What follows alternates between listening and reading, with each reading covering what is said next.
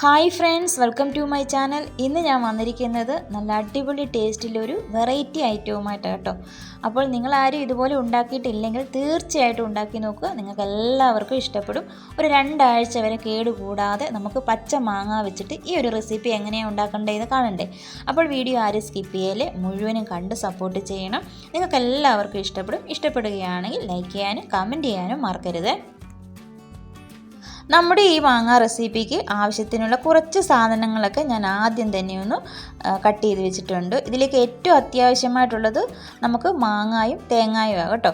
അപ്പോൾ ഒരു ചെറിയ ഒരു മുറി തേങ്ങ ഒന്ന് കട്ട് ചെയ്ത് വെച്ചിട്ടുണ്ട്. അതിൻ്റെ കൂടെ തന്നെ ഒരു മാങ്ങ, അത്യാവശ്യം വലിപ്പമുള്ള ഒരു മാങ്ങ, തൊലിയൊന്നും കളഞ്ഞിട്ടില്ല, തൊലി കളയാതെ നന്നായിട്ടൊന്ന് കഴുകിയതിന് ശേഷം കട്ട് ചെയ്ത് വെച്ചിരിക്കുകയാണ്. ഇതിൻ്റെ കൂടെ തന്നെ ചേർത്ത് കൊടുക്കാനായിട്ട് മറ്റു കുറച്ച് ഇൻഗ്രീഡിയൻസ് കൂടെ ഒക്കെ എടുത്ത് വെച്ചിട്ടുണ്ട്.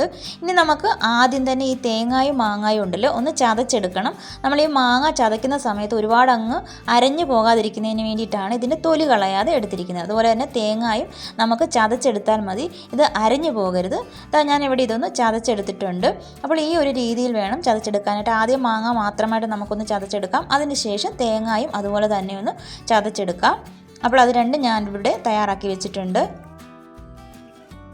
ഇനി ഞാനൊരു പാൻ അടുപ്പിലേക്ക് വെച്ച് കൊടുത്തിട്ടുണ്ട്. ഇതിലേക്ക് 1/2 ടീസ്പൂൺ അളവിൽ ഉലുവായും കടുകും കൂടിയാണ് ചേർത്ത് കൊടുത്തിരിക്കുന്നത്. അതിൻ്റെ കൂടെ തന്നെ ഒരു 2-3 വറ്റൽമുളക്, നമ്മൾ ആദ്യം മാങ്ങയൊക്കെ ഞാൻ കാണിച്ച സമയത്ത് വറ്റൽമുളക് എടുത്ത് വെച്ചിട്ടുണ്ടായിരുന്നില്ല, ആ വറ്റൽമുളകാണ് ഇതിലേക്ക് ചേർത്ത് കൊടുത്തിരിക്കുന്നത്. ഒരുപാട് എരിവുള്ളതാണെങ്കിൽ 1-2 ചേർത്ത് കൊടുത്താൽ മതി. എരിവ് കുറഞ്ഞതാണെങ്കിൽ 2-3 എണ്ണം കൂടുതൽ ചേർത്ത് കൊടുത്തേക്ക്. എന്നിട്ട് നമുക്കിതൊന്ന് വറുത്തെടുക്കണം. ഈ ഉലുവായുടെ കളറൊക്കെ ഒന്ന് മാറി ആ കടുകുണ്ടല്ലോ അതൊന്ന് പൊട്ടി ഇങ്ങനെ തെറിക്കുന്നത് നമുക്ക് കാണാൻ പറ്റും. അതുപോലെ തന്നെ മുളക് നന്നായിട്ടൊന്ന് മൂത്തിട്ടുണ്ടാകും.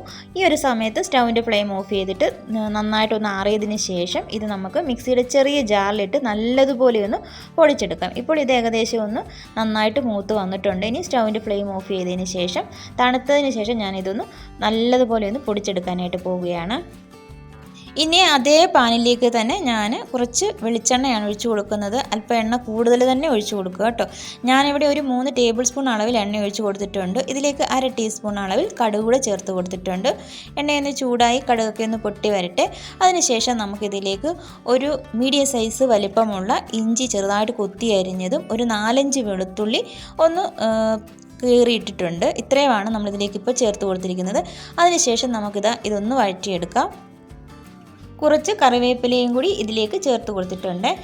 അതൊന്ന് ആ കളറൊക്കെ ഒന്ന് മാറി വരണം, ഇഞ്ചിയുടെയും വെളുത്തുള്ളിയുടെയൊക്കെയും. അതിനുശേഷം നമ്മൾ ചതച്ച് വെച്ചിരിക്കുന്ന മാങ്ങായും തേങ്ങായും ഒരുമിച്ച് അങ്ങ് ചേർത്ത് കൊടുക്കുക കേട്ടോ. രണ്ടും കൂടി ഒന്നിച്ച് തന്നെ ചേർത്ത് കൊടുത്തിട്ടുണ്ട്. അതിനുശേഷം ഇതുപോലെ ഒന്ന് ഇളക്കി കൊടുത്തുകൊണ്ടേയിരിക്കണം.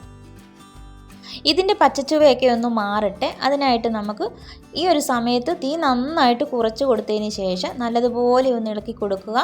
അപ്പോൾ ഇങ്ങനെ ഇളക്കി കൊടുത്ത് അതിൻ്റെ ആ പച്ചമണമൊക്കെ മാറണം. ഇതിലെ ആ വെള്ളമയമൊക്കെ ഉണ്ടല്ലോ ഈ മാങ്ങായുടെ, അതൊക്കെ നന്നായിട്ട് മാറ്റിയെടുക്കാം. ഇതുപോലെ കുറച്ച് സമയം വേണം നമ്മളിതൊന്ന് ഈ ഒരു രീതിക്ക് ആക്കിയെടുക്കാനായിട്ട്. നന്നായിട്ട് ആ വെള്ളമയം മാറ്റിയെടുക്കണം.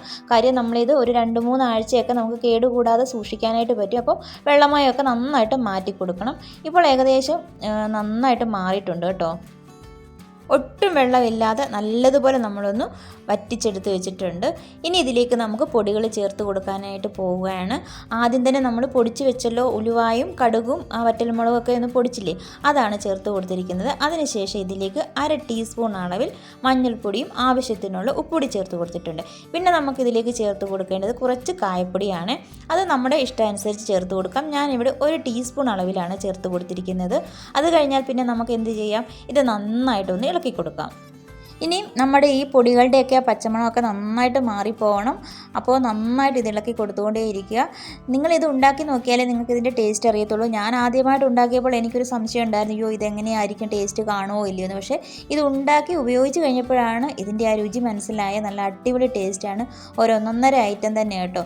നമുക്കിതൊരു 2 ആഴ്ച വരെ കേടുകൂടാതെ ഫ്രിഡ്ജിൽ സൂക്ഷിക്കാവുന്നതാണ്. ഒരു 2-3 മിനിറ്റ് ഇതുപോലെ ഒന്ന് ഇളക്കി കൊടുത്തുകൊണ്ടേ ഇരുന്നാൽ മതി. അപ്പോഴേക്കും നമുക്ക് കറക്റ്റ് പരുവം അറിയാൻ പറ്റും. അതായത് ഇതിൽ ചെറുതായിട്ട് എണ്ണ തെളിഞ്ഞ് വരും. ഇതാണ് ഇതിൻ്റെ കറക്റ്റ് പരുവം. ഈ എണ്ണ തെളിഞ്ഞ് വന്നു കഴിഞ്ഞാൽ പിന്നെ നമുക്കിതിലേക്ക് വേറൊരു ഇൻഗ്രീഡിയൻസ് കൂടി ചേർത്ത് കൊടുക്കേണ്ടതായിട്ടുണ്ട്.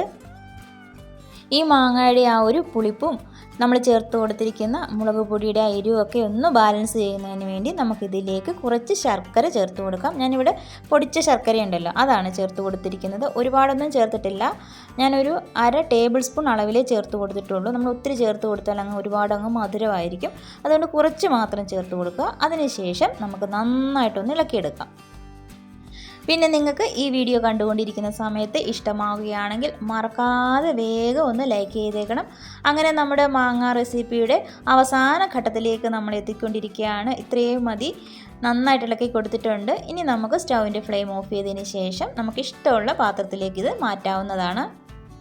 2 ആഴ്ച വരെ നമുക്കിത് ഫ്രിഡ്ജിൽ കേടുകൂടാതെ സൂക്ഷിക്കാവുന്നതാണ്. അപ്പോൾ നിങ്ങൾക്ക് എല്ലാവർക്കും ഇഷ്ടമായിട്ടുണ്ടല്ലോ.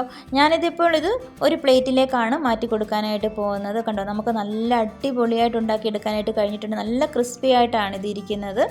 ചൂടൊന്ന് ചെറുതായിട്ട് മാറിയതിന് ശേഷം നമുക്കിത് നല്ലൊരു കുപ്പിയിലാക്കി ഫ്രിഡ്ജിൽ സൂക്ഷിക്കാൻ പറ്റും. അപ്പോൾ ഇതെല്ലാവരും ഒന്ന് ഉണ്ടാക്കി നോക്കുക. ഒറ്റയൊരു മാങ്ങ മാത്രം മതി. നല്ല അടിപൊളി ഒരു റെസിപ്പിയാണ് തയ്യാറാക്കിയിരിക്കുന്നത്. എല്ലാവരും ട്രൈ ചെയ്യുക. ട്രൈ ചെയ്താൽ മാത്രം പോരാ, നിങ്ങളുടെ അഭിപ്രായങ്ങളൊക്കെ അറിയിക്കുക.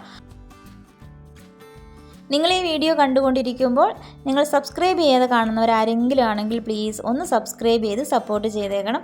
അതുപോലെ തന്നെ അതിൻ്റെ തൊട്ടടുത്തുള്ള ആ ബെല്ലൈക്കൺ ഒന്ന് എനേബിൾ ആക്കുകയാണെങ്കിൽ ഞാനിടുന്ന വീഡിയോസിൻ്റെയൊക്കെ നോട്ടിഫിക്കേഷൻ പെട്ടെന്ന് തന്നെ വരുന്നതാണ്. അപ്പോൾ മറക്കാതെ സബ്സ്ക്രൈബ് ചെയ്യുക, ബെല്ലൈക്കൺ എനേബിൾ ആക്കിയിടുക. ഇതുപോലെയുള്ള നല്ല റെസിപ്പികളുമായിട്ട് ഞാൻ പെട്ടെന്ന് തന്നെ വരുന്നതായിരിക്കും. അപ്പോൾ